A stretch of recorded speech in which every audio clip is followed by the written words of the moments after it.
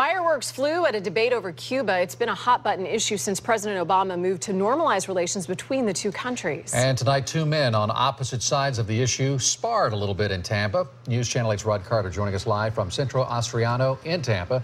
A lot of passion on both sides, Rod.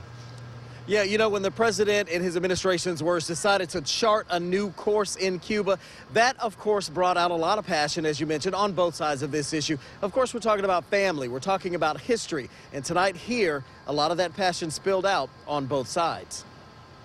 What I'm saying is, don't lend them money. Rene Tamargo sat attentively as two men talked passionately about his family's homeland, Cuba. I went to Cuba when I was a kid, and I was 18, and that was the summer just before Castro came in. He was among the 250 people at this Tiger Bay Club meeting. This is a classic example of what's wrong with this issue. Listening to attorney Ralph Fernandez and former senior congressional aide Albert Fox Jr. state their cases for and against lifting trade embargoes and travel restrictions in Cuba. Fernandez adamantly opposed to any changes in Cuba that involve a Castro regime. I think of the faces and the stories of those people that were executed in front of their families for crimes they did not commit simply because they opposed the regime. Fox supports the changes the president's proposing. After December the 17th, when the president came out and laid out the policy, the right policy, it was long overdue. For me, it's over. I think the genie's out of the bottle.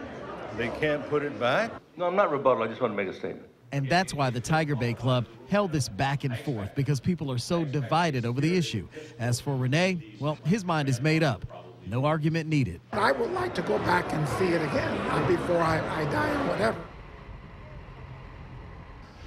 That debate tonight lasted a couple of hours, and our own News Channel 8's Jeff Patterson was a moderator for that debate, and at times almost more like a referee. Keith, Jen?